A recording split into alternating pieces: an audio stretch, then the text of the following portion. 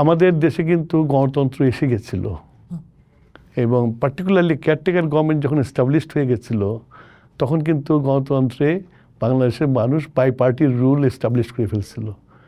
একবার তুমি না পারলে আর একবার আরেকজনকে দিচ্ছিল। কিন্তু এই ভ্যাকুমটা তৈরি করলো আমাদের পতিত ফ্যাসিস্ট হাসিনা। আর একটি দল যেটা নাকি কখনো তাকে ব্যান্ড করা হয়, কখনো তাকে ছেড়ে দেওয়া হয়, সেই দলটি এই সুযোগ নিয়ে যে কাজটা করে তার দলের ভিতর ভিড়ে গেল।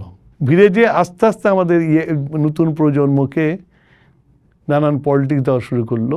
এবং আমি মনে করি যে এটা যে তারা জানতো না, এটা সঠিক না।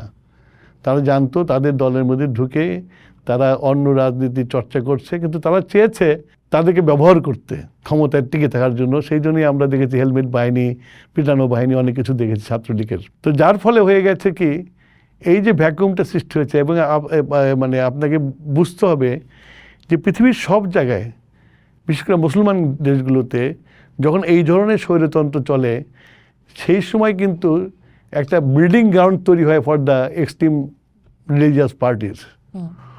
এটা সব জায়গায় হয়েছে এটা।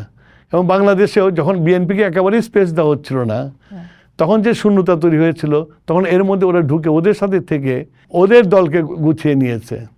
এবং যার ফলে ওই সময় ইউনিভার্সিটির যে ছাত্ররা ভর্তি হয়েছে তাদেরকে তারা মোটিভেট করে এবং এখন তো মোটামুটিভাবে বিশ্ববিদ্যালয়, বিশেষ করে পাবলিক বিশ্ববিদ্যালয়ে যেসব ছাত্ররা আসে তারা তো একটা ইসলামিক ব্যাকগ্রাউন্ড নিয়ে আসে, মাদ্রাসা থেকে পাশ করে। সেই সুযোগটা তো শেখ হাসিনা তৈরি করে দিয়ে গেছে এবং তারা ঢুকে গেছে, আরও মোটিভেট করে আজকে তারপর তাদের নানান রকম আর্থিক ব্যবস্থা আছে, তাই দিয়ে ছাত্রদেরকে মোটিভেট করার চেষ্টা করে আজকে আমরা এইখানে দাঁড়িয়ে আছি।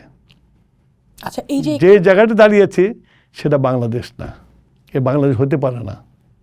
বাংলাদেশের মানুষের শিক্ষিতই বলেন, কৃষকই বলেন, শ্রমিকই বলেন, বাংলাদেশের মানুষের মধ্যে একটা সাংস্কৃতিক মন আছে, যার জন্য তারা সব ধরনের রিলিজিয়ান অনুষ্ঠানে তারা পার্টিসিপেট করতো, মেলার মধ্যে পার্টিসিপেট করতো।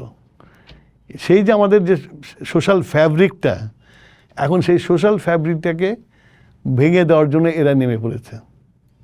আমি মনে করি এটা খুব সহজ হবে না, বাট মানুষ তো আমাদের দেশের মানুষ জোয়ারে ভাসে।